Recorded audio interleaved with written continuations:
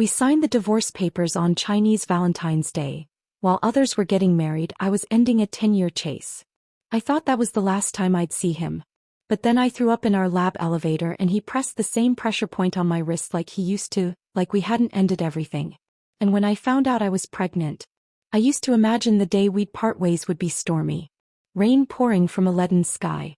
Me in a long coat, standing beneath an umbrella that trembled from the weight of my heartbreak. James Carter standing across from me, wet hair clinging to his forehead as I stared at him with cold detachment and said, "Let's never see each other again." Then I'd walk away, heels clacking against wet pavement, leaving behind a silhouette for him to regret for the rest of his life. But life, as it always does, had other plans. There was no storm. No cinematic gray sky. Only sunshine. And humidity. And the sound of dozens of couples laughing hand in hand as they queued at the Civil Affairs Bureau. Apparently we'd filed for divorce on Chinese Valentine's Day, Chishi. While other people were getting married or registering to be with the love of their life, I was signing the dotted line to officially end a 10-year pursuit. One-sided, painful, exhausting. James stood beside me in his usual white shirt, sleeves rolled neatly to the elbows, fingers steady as he held the pen. He didn't even flinch when the official stamped the divorce certificate. I had dressed up that day. Not for him, for myself. A navy blue dress with pearl buttons, hair in soft waves. A little war paint, if you will. If I was going to sign away the last decade of my life, I deserved to look my best while doing it. The clerk glanced at us, puzzled. "You're here for divorce?" I smiled. Yes. They blinked at our neat attire. Maybe they expected fights or tears. But James simply adjusted his collar, nodded at the clerk and waited in silence. When we were handed the papers, I raised mine with a mock flourish and tapped it lightly against his wrist. "Congratulations, Mr. Carter. You're officially free." He looked down at where I had tapped him. "Tomorrow's a work day. Don't be late for the 9 a.m. clock-in." And with that he turned and walked out into the sun. No pause. No hesitation.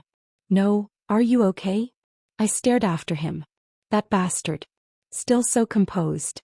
"So, James." I clutched the certificate tighter, half tempted to throw it at the back of his head. But what would be the point? Instead, I walked in the opposite direction. It wasn't until much later that I realized how painfully fitting it all was. On the day lovers met across the Milky Way, we stood on the same side of the earth, and still couldn't find a way to stay together. I barely made it to work the next morning.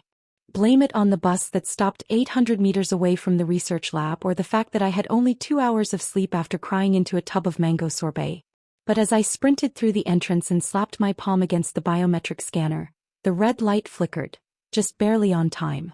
The nausea hit the second I stepped into the elevator. At first I thought it was just from running. I was panting like a dying dog, clutching my stomach, eyes swimming. But then James stepped in. Of course he did. Same building. Same department. Same elevator. Despite being divorced, nothing had changed. He didn't say anything. Just stood behind me scrolling through his phone. Then the dry heaving started. "Emily." A soft voice beside me. The new intern, Zoe? She reached out to touch my arm. "Are you okay?" The second her hand brushed me, my stomach turned violently. I dropped to the floor, gagging, bow rising. The elevator doors dinged open and a group of senior researchers, mostly balding, all carrying stacks of paper, stared in horror. "Quick. Help her up.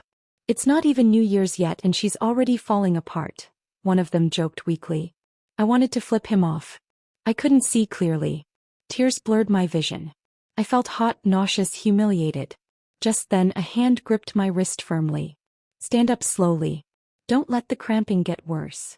James Carter. The ex-husband. The emotionless robot. His voice was calm but authoritative. He pressed his thumb against a pressure point on my wrist, and to my absolute disbelief, the nausea dulled. Not completely but enough to breathe. "Liam, get water."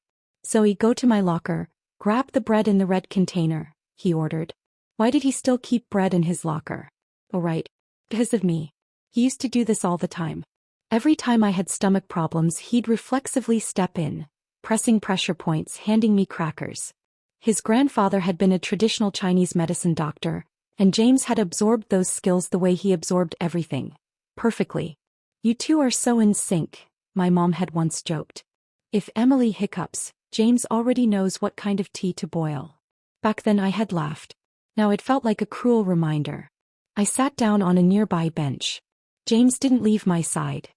He crouched in front of me, holding my wrist like it still belonged to him. "Did you eat breakfast?" "Yeah," I muttered. "Made it myself." A long silence followed. We both remembered. Our first wedding anniversary. I had insisted on cooking for him. A blackened fried egg burnt on the outside, raw in the middle. "This egg is interesting," he had said. "A case study in conflicting food states." After that he cooked every single day of our marriage. The interns returned with water and bread. I took a sip and immediately spat it out. Right onto James's shirt. The interns panicked. I'm so sorry," I gasped, pulling away from him. He was still holding my wrist. "This doesn't seem like a stomach problem," Zoe whispered. "Could you be pregnant?" The world froze. I stared at her, speechless. She smiled nervously. "My sister-in-law was like this in the beginning too. Couldn't even smell bread without gagging." Rumors spread faster than fire in our lab. By lunchtime, half the department was buzzing with the news. I sat quietly in the corner of the break room, chewing dry crackers as if they could neutralize embarrassment. A few well-meaning colleagues came by. "Are you really pregnant? Why are you still coming to work? Where's the baby's father?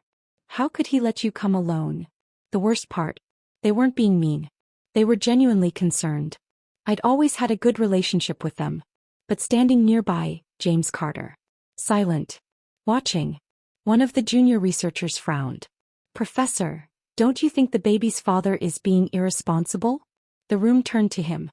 He looked at me for a long moment. His eyes unreadable. Then in that maddeningly slow, precise voice of his he said, "The baby's father just found out too." The room went still. "What does that mean?" someone whispered. He didn't elaborate. Instead he turned to me.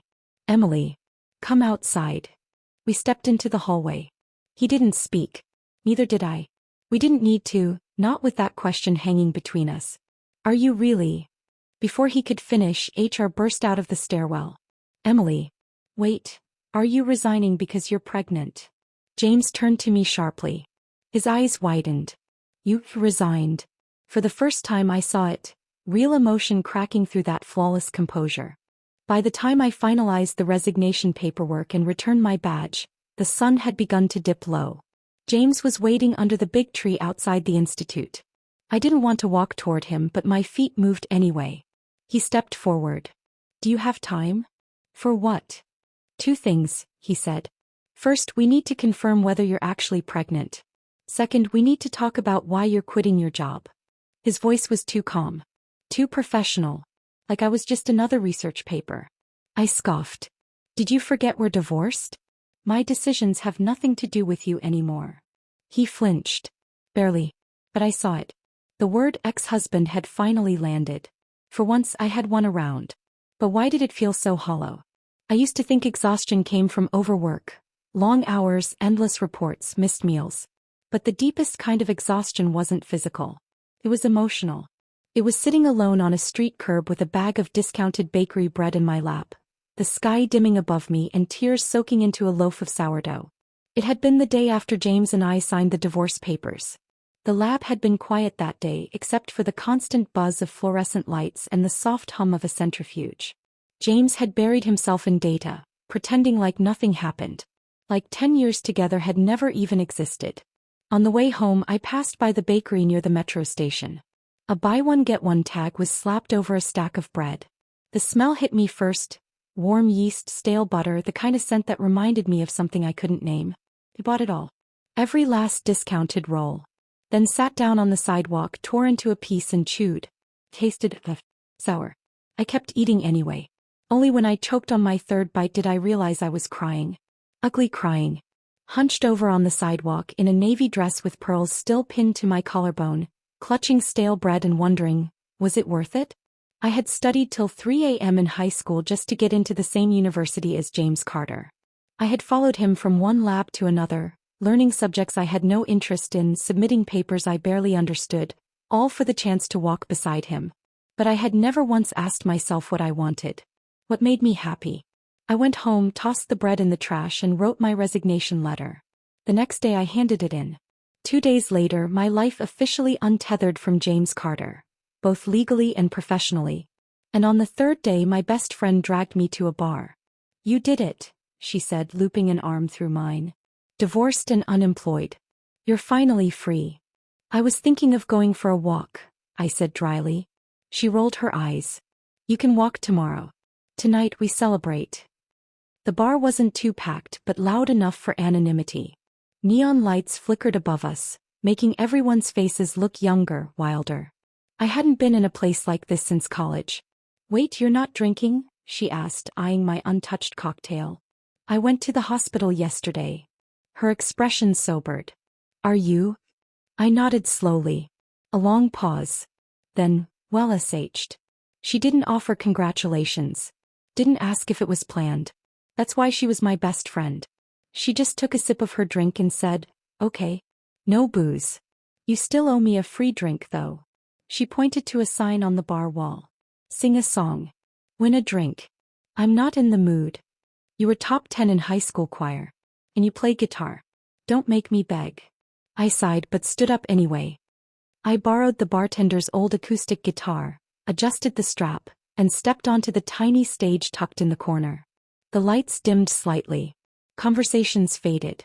I didn't even need to introduce myself. My fingers found the chords as if they'd never left.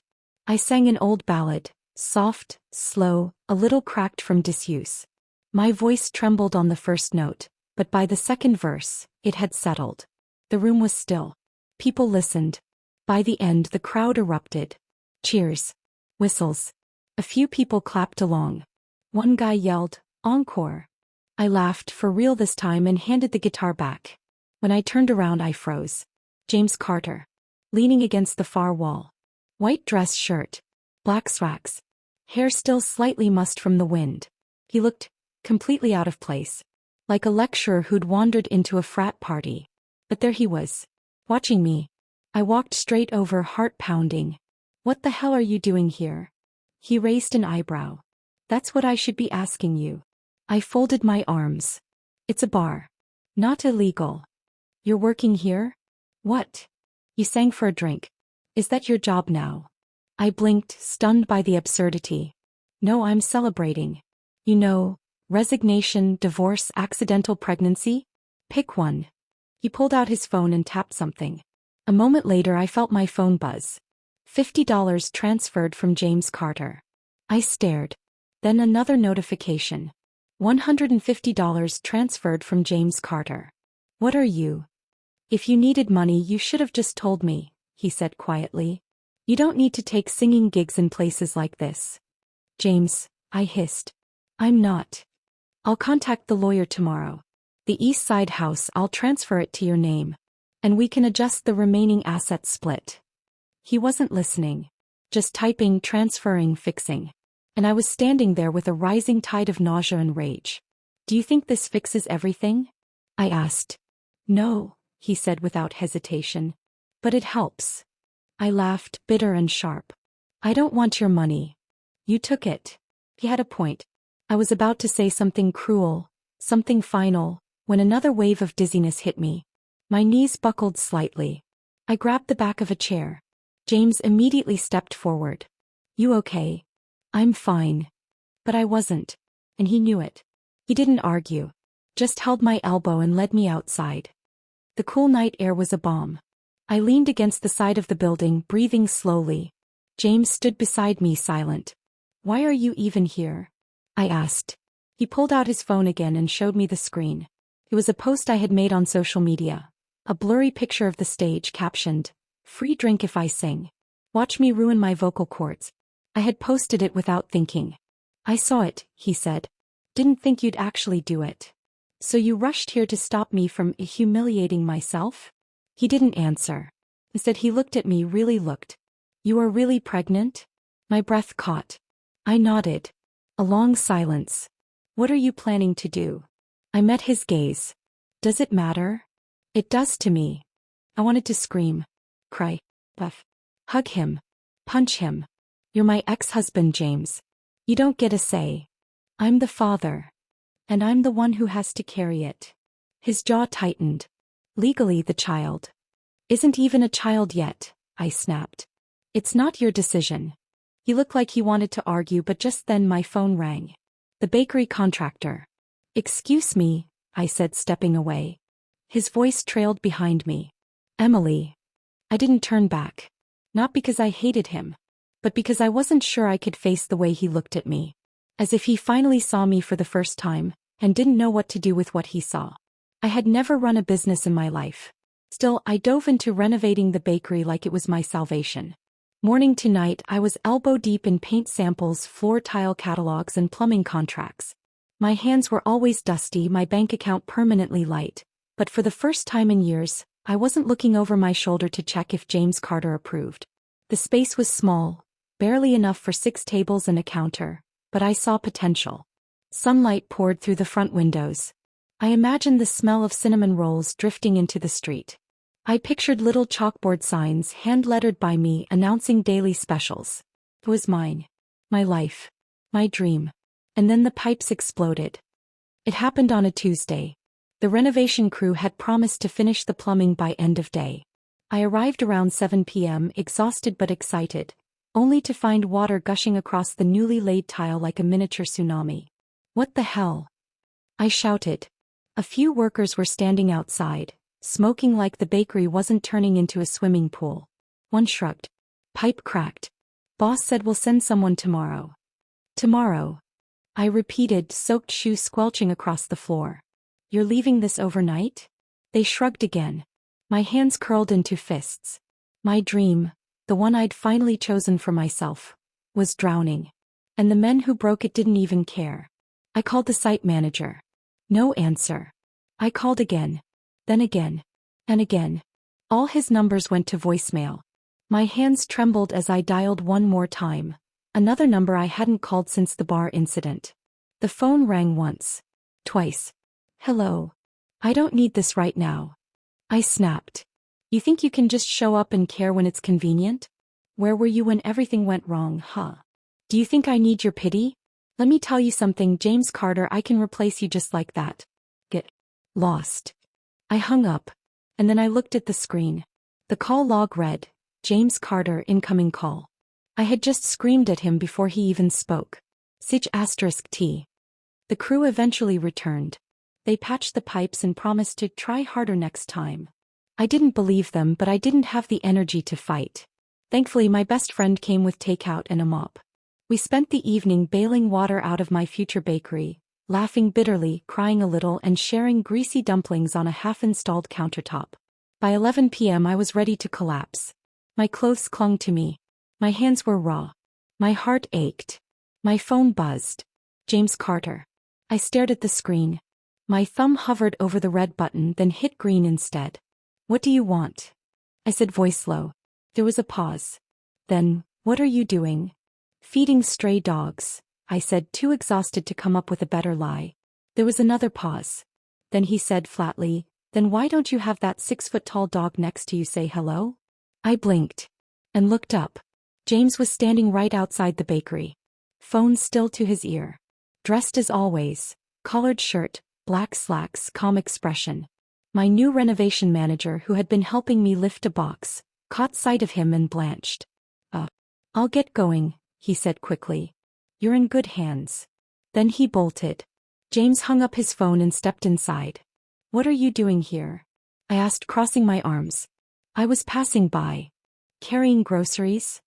He looked down at the bag in his hand like it had just appeared there. Too many for one person. Thought I'd share. Convenient. He didn't answer. Just walked into my apartment like he still lived there. Which, to be fair, he once did. He moved to the kitchen and started unpacking. Tomatoes, eggs, ginger, even a fresh baguette. He moved like clockwork. Sleeves rolled up, chopping board out, oil in the pan. Did I ask you to cook? I said, leaning against the doorframe. No. But you haven't eaten. Maybe I'm not hungry. You never eat when you're upset. But your hands are shaking. Damn him. 20 minutes later, 3 dishes and a soup sat steaming on the table. I stared. You made all this, in one pan? I'm efficient. Dinner was quiet. I didn't know what to say. In the past, I would have filled the silence. Chatter, questions, anything to draw him out. James never initiated conversation, but he always responded. That used to be enough. Now it just felt lonely. I picked at my food. He ate slowly, mechanically. Then I accidentally scooped a few red chili slices into my bowl. He looked up sharply. You're pregnant. Don't eat that. I can eat what I want. He put down his chopsticks. Emily. I'm not a child. No. You're carrying one. His tone wasn't angry. Just firm. And so familiar it hurt. I dropped my chopsticks. James, you don't have to do this. Do what? Play house. Be the good ex-husband. Cook dinner. Say all the right things. I'm not playing. Then what are you doing? He met my eyes. Regardless of whether you decide to keep the baby, I will take responsibility. I laughed bitterly. Again with the responsibility. I couldn't stop staring at the chain tucked beneath his collar. That silver glint, that thin loop of metal I had once worn every day, it had returned like a ghost, uninvited and undeniable. And on it our wedding ring. A smooth platinum band, simple, elegant, and inscribed on the inside with two names, Emily and James, and a single word between them, forever. The word mocked me now. We had been divorced less than a month. I didn't ask about it again. I just sat down and started eating in silence, slowly, like my appetite had come back, but my body didn't quite trust it. Across from me, James did the same. Calm, focused, detached, or so it seemed. Then, without warning, his voice broke the silence. Do you remember the day you first saw that ring? I looked up. What? The one in the store window.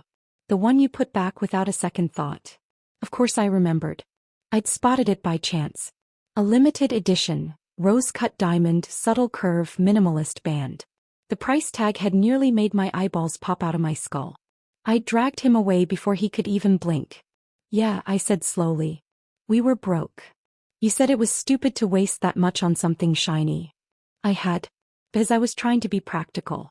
And because it hurt too much to want something I knew we couldn't afford. James leaned back in his chair, fingers loosely resting on the edge of his bowl. Do you know what I did after that?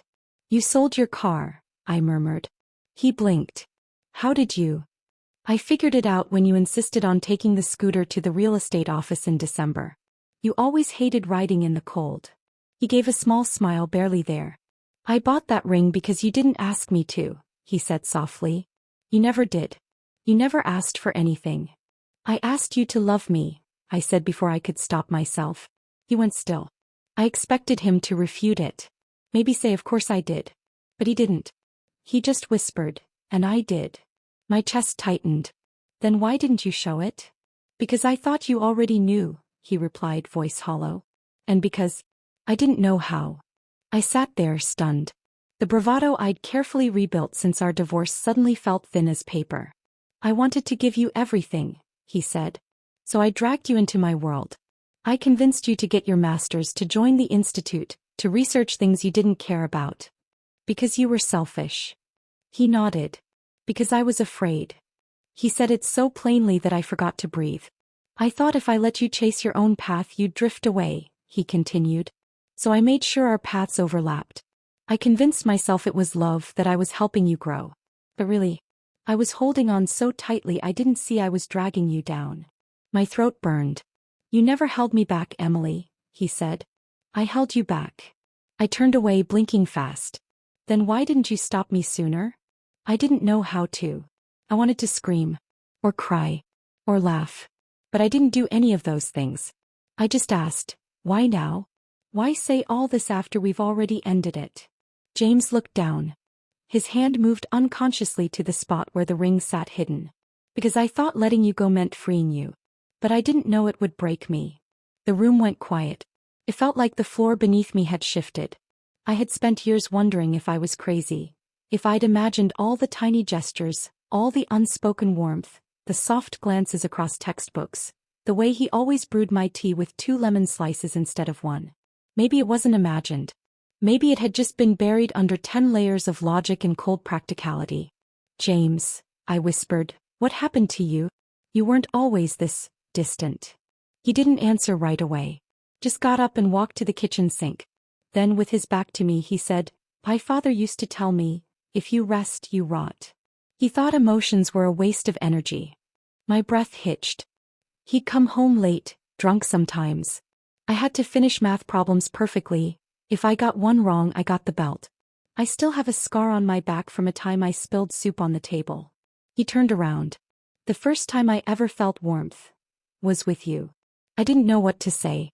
I was 16, he continued. You passed me a tissue when I sneezed during orientation. You probably don't remember. But I do. I do, I said softly. You smiled at me like I was a person, not a project. I didn't know how to process that. A lump formed in my throat. I studied harder to stay close to you. I followed your routine, memorized your habits. I didn't know it was called love back then. I just knew I felt safe. You never said a word. I didn't have the vocabulary for it, he replied. You talked about dreams, baking, opening a shop. I didn't understand how someone could love something so simple. His voice cracked. I do now. Tears stung my eyes. I used to think you were this perfect, untouchable genius, I whispered. I chased you like a prize. But the truth is, you were just a scared boy pretending to be a man. He nodded. And I was a woman pretending to be okay. That broke the last of the silence. We sat there, two people finally admitting what 10 years had buried. That love doesn't always look like fairy tales. Sometimes it looks like burnt eggs. Like awkward silences. Like a ring hidden under a collar. I don't need you to take responsibility for the baby, I said quietly. I know. I don't need your house or your groceries or your pressure point massages. I know. But I do want honesty. James looked up. So do I. Then be honest with me now. Why are you still here? He didn't hesitate. Because I don't know how to stop loving you. I closed my eyes. Gut. Of all the things he could have said, that was the one I wasn't ready for. But maybe it was what I had always waited to hear. My mother, true to form, didn't waste time. The moment she realized I was divorced, pregnant, and unemployed, in that order, she flew in like a concerned general ready to wage war on my behalf. She inspected my unfinished bakery, made sounds at the exposed pipes, and then dragged me back to my apartment for what she called a life review. I only pushed you to be with James because I thought he was your safe future, she said, holding my hands. But now I see, you've been exhausted for years. I didn't argue. I didn't need to. He meant well. But I had grown tired of being steered. That didn't stop her from setting me up with a parade of men, introduced under the label of friend, but carrying the heavy air of matchmaking. The fourth guy, Greg, I think his name was the final straw. He picked the cheapest bubble tea place in the city, spent 5 minutes trying to use 3 different apps to pay, then handed me a crumpled dollar and said, "Guess I'm old-fashioned." I paid for us both just to escape the awkwardness. As we walked out, he casually said, "If I'd known you were paying, I would have ordered the most expensive one." Even the teenage cashier rolled her eyes. "You used to work at a research lab?" he asked as we walked. "Too many male colleagues, right? That's not good. Women should be careful around men." "I was more focused on lab results than flings," I said coldly. Greg laughed. "Well, don't study too much. No man likes a woman who's smarter than him." I stopped walking. "Greg, do you own a mirror?" He blinked. "What?" "Or at least a reflective puddle. Anything that might show you what you look like when you say garbage out loud." He stammered something about just being honest, but I was already walking away. My mother didn't press me after that. I didn't expect to see Greg again. But the universe has a cruel sense of humor. It was a rainy afternoon. I had just returned from picking up new red date syrup from the herbal shop next door. The bakery's front lights were glowing softly and I'd finally set up 2 chairs by the window. Then the door slammed open. "You ruined my reputation." Took me a second to recognize him. Greg. Slightly drunk. Rage simmering in his eyes. "You told the others about me, didn't you? That's why no one wants to date me." I blinked. "Greg, what?" "I'm warning you," he growled, stepping closer. "You women are all the same. Always looking down on men like me." I stood firm. "You're making a scene. Leave." But he didn't. He grabbed a stool and slammed it against the ground. Wood splintered. My breath caught. I backed away. That's when someone stepped between us. A voice I knew far too well. "Sir, I've already called the police." James Carter. In a flash, he twisted Greg's wrist behind his back, forcing him down. Greg howled in pain. Let go. James eased up, only for Greg to twist, swing, and punch him in the temple. I screamed. James collapsed to the floor. The hospital room was quiet. I sat beside the bed watching him sleep. A light bruise bloomed on his cheek, but the doctor said he was fine. No concussion, just light trauma. When his eyes finally opened, they met mine. I leaned closer. Do you remember who I am? He stared at me blankly. My heart stopped. Then he smirked. Why are you asking such a dumb question? I shoved his shoulder hard. Don't scare me like that. He winced and rubbed his temple. Ow. You deserved it. I saved your life. You got yourself punched. He gave a tired chuckle. Still saved you. Silence settled. I glanced at his collar again. Why are you still wearing the ring? I asked softly. He looked away. I already bought it. That's not an answer. After a long pause, he said, it's the only thing I bought for you that I chose entirely on my own. You didn't push me. You didn't even ask for it. He turned to me. I saw how your eyes lit up when you saw it, and how quickly you looked away when you saw the price. I wanted to give it to you because it was the first time I saw you want something for yourself. I swallowed hard. Flashbacks poured in. That tiny jewelry shop on Main Street, Christmas lights glowing outside. The way my heart had raced when I saw that ring. And the way I'd forced myself to let it go. I remembered coming home days later and finding a velvet box on my pillow. James didn't say a word. But I knew. I sold the car, he'd said days later when I asked how he could afford it. It was just a car, he added when I looked at him in shock. There will always be more cars. But not more you. Those had been his exact words. The first and only romantic sentence James Carter had ever said to me. In the hospital room, he shifted slightly and pulled the chain from around his neck. The ring sat in his palm. Tiny. Familiar. Forever. I couldn't sell it, he said. I touched it gently. You kept it all this time? He nodded. Our fingers brushed. I never stopped loving you, he said quietly. Even when I didn't know how to show it. Even when I hurt you. The tears came without warning. Not loud. Not dramatic. Just silent, aching release. Me too, I whispered. He reached up and slid the ring back onto my finger. And for the first time since our wedding, it fit perfectly. Hospitals are always colder at night. Even when you're not sick, the air seems too sterile, the silence too loud. I sat next to James on the bench outside his room, a paper cup of lukewarm tea in my hands. Neither of us spoke. He took off his coat and handed it to me without a word.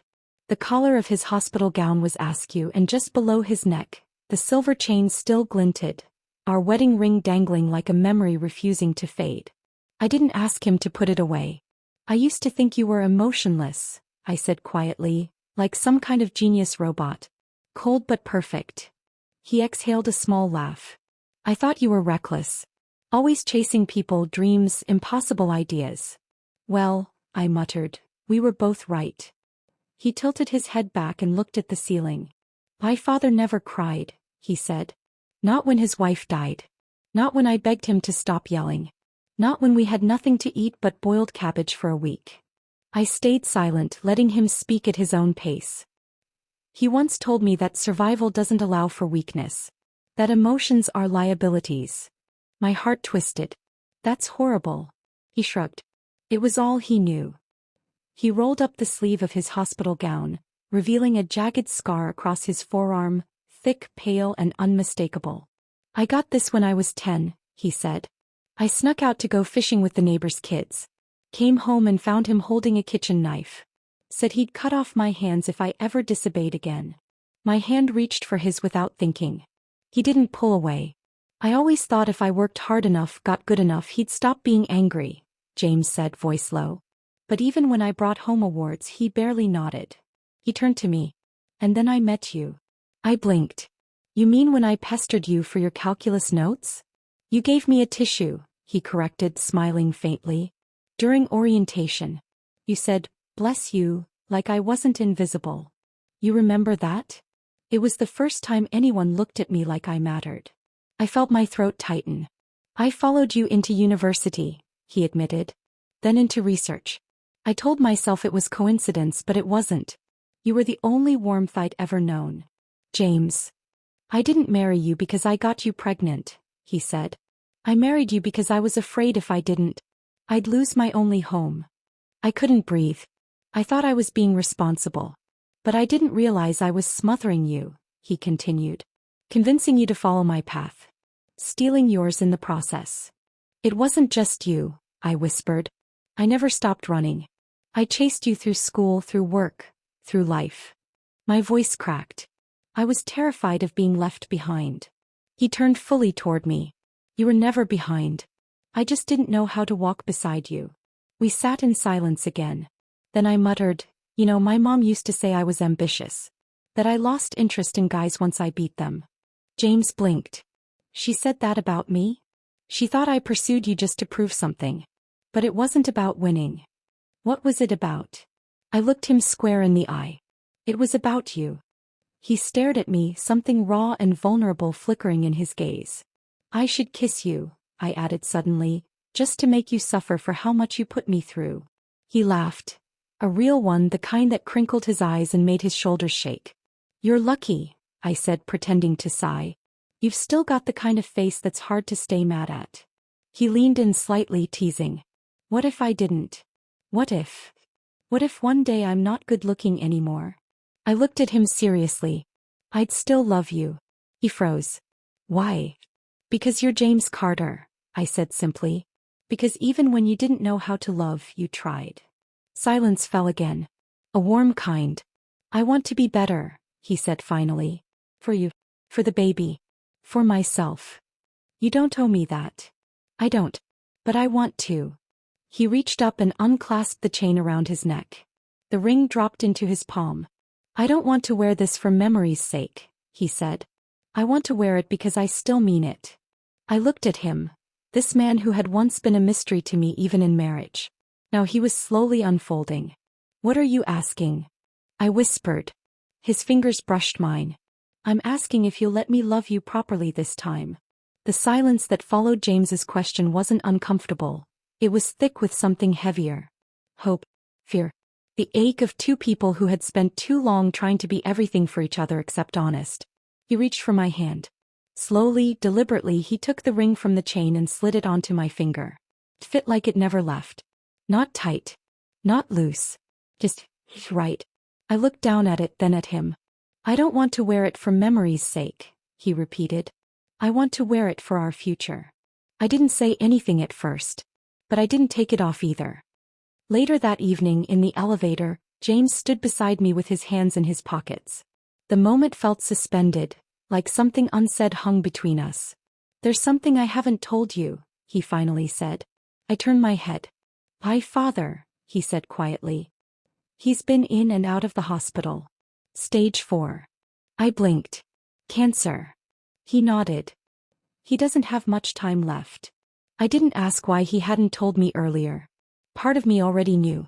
Their relationship had been strained, a constant tug-of-war between duty and suffocation. But he was still James's father. Do you want me to visit him? He glanced sideways. Only if you want to. 2 days later we stood outside the hospital room, staring through a small glass panel. Inside, his father lay motionless, frail under thin blankets. His once sharp voice was replaced by the sound of a wheezing monitor. Tubes ran across his body like tangled vines.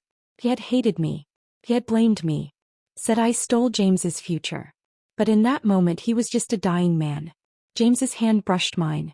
I know it's hard. It's okay, I said. He didn't go inside. Neither did I. But we stood there for a long time. 3 months passed in quiet waves. James's father deteriorated rapidly. We didn't speak much about it. He'd call occasionally, sometimes just to sit in silence on the phone with me while he waited for test results. Then one morning my phone rang. He's gone, James said softly. I offered to come immediately, but he declined. The funeral's small. It's what he wanted. True to his father's stoic nature, the ceremony was sparse. Just a few old friends, colleagues, and James, standing by the casket in a black suit that hung looser on his frame than I remembered. He didn't cry. Not even once. But when we stepped away from the cemetery, he turned to me. I only have you now. His fingers grazed the curve of my growing belly. No, I whispered. It's all of us now. My bakery opened 2 weeks later. The scent of bread, warm, yeasty, comforting, filled the tiny shop each morning before sunrise. I had flour in my hair and sugar on my sleeves, but I had never felt more fulfilled. Every morning I'd unlock the door with a new sense of purpose. My dream, long buried under equations and lab coats, was finally rising like dough after a perfect proof. The day of the grand opening, my best friend handed me a bouquet of peonies and cried harder than I did. The neighboring shop owner dropped off nourishing soup and claimed it was a business welcome, but I later found the delivery slip tucked in the corner. Prepaid by James Carter, 90 days in advance. That man was impossible. James began visiting every morning under the same excuse. I was just passing by. Which made no sense since his lab was 40 minutes in the opposite direction. Sometimes he brought a thermos. Sometimes a new tea blend he wanted me to try. Once he came in, sat at the corner window seat and just read a book. Didn't even speak. He never pushed. Never asked for anything. But he was always there.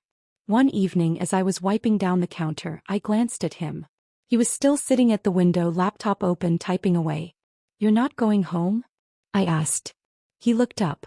"I am home." I paused. And didn't argue. We fell into a rhythm neither of us dared to define. He helped me carry heavy flour bags when shipments came. I left a mug of jasmine tea at his table every morning, no words needed. He fixed a leaky faucet one Saturday without asking. I started packing him an extra bread roll with his coffee. It was like breathing again, easy, unconscious. But different this time. He wasn't the center of my world anymore. I was. And he didn't seem to mind. One night I collapsed onto the couch, feet swollen, lower back aching. Pregnancy had made me feel like a hot air balloon with a pastry addiction. James knelt in front of me without a word, massaging my ankles gently. "You don't have to do this," I muttered, though I didn't mean it. "I want to. You spoil me. Let me keep spoiling you." I looked down at him, at the man who once couldn't even express his emotions, now gently easing the soreness from my feet. He glanced up. "Emily," he said softly. "Yeah. Let's get married again." I stiffened. "Why?" "Because I never stopped loving you." My throat tightened. "Don't marry me just because of the baby." "I'm not." He took my hand. "I'm marrying you because I can't imagine a life without you." I stared at him, overwhelmed by the sincerity in his voice. And slowly I nodded. This time there was no lavish ceremony. Just a quiet city hall afternoon. A tiny gold band. My best friend snapping photos with her phone and crying again, of course. We walked out hand in hand, the late autumn breeze swirling around us. "Any regrets?" he asked. "Not a single one," I replied, squeezing his hand. He smiled. "Me neither." A few months later, in the quietest hour of the morning, our child was born. Tiny. Wrinkled. Red-faced and screaming, with James's dark eyes and my stubborn jawline. He held the baby in his arms like he used to hold fragile glassware in the lab. Careful, reverent, afraid to breathe too hard. "Welcome to the world," he whispered. I watched him, heartful. After all the detours and silence, we had finally come home. Together. And this time we weren't letting go. The baby woke at 5:37 a.m. I groaned into my pillow, already calculating how many minutes I could delay before stumbling to the crib. Before I could push the blanket back, I heard footsteps. James. Half asleep, he scooped our daughter into his arms with the practiced ease of a man who had memorized every soft whimper and urgent cry. "You sleep," he said over his shoulder. "I've got her." I drifted back to sleep to the sound of him humming softly, off-key of course, and our daughter's sleepy coos. Our mornings were slow now. Not lazy, no, not with a baby in a bakery, but grounded. James brewed coffee with the same focus he once applied to research data, measuring grinds like milligrams, timing everything down to the second. I kneaded dough near the window, letting sunlight pour in as I worked, apron dusted in flour, hair in a messy knot, baby monitor clipped to my shirt.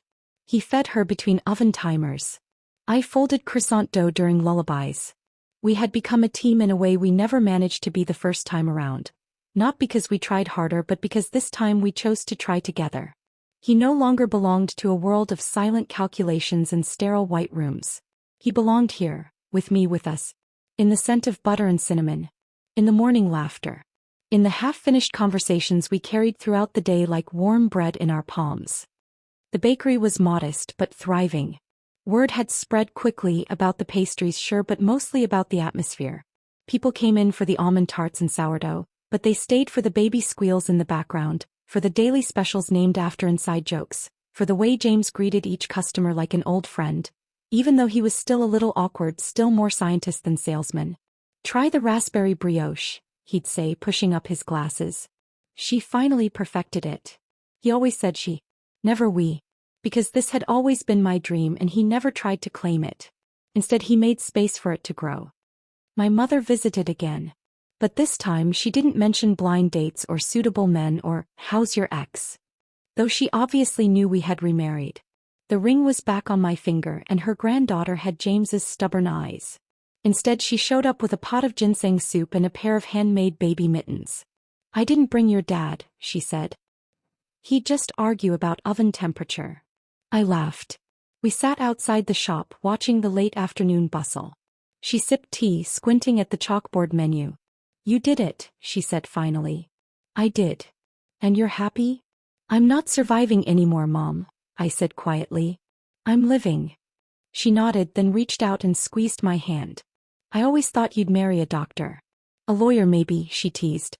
"Not a man who learned pressure points from his grandfather." I grinned. "You did say I had a thing for complicated men." She raised an eyebrow. "Just don't let this one go again." "I don't think I could if I tried." Evenings were our favorite.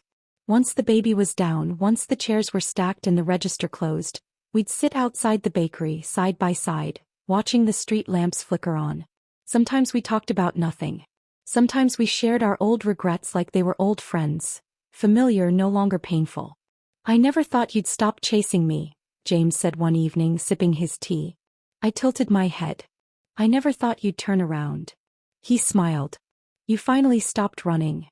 I looked at him, at the man who once lived in my shadow, or maybe I in his. At the man I had tried so hard to reach, only to realize we'd been walking in circles around each other for years. I squeezed his hand. "That's because I finally arrived." We didn't take photos of everything. Life wasn't always Instagram perfect. Sometimes the baby threw up on James's shirt right before a customer walked in. Sometimes we forgot to reorder flour and had to improvise. Sometimes I cried at night from the sheer weight of joy and exhaustion tangled together. But every morning when the sun slanted just right across the bakery window, I looked around and saw the life I had always wanted. Not one I fought for, not one I chased down like a medal, but one I built with love, brick by brick, loaf by loaf.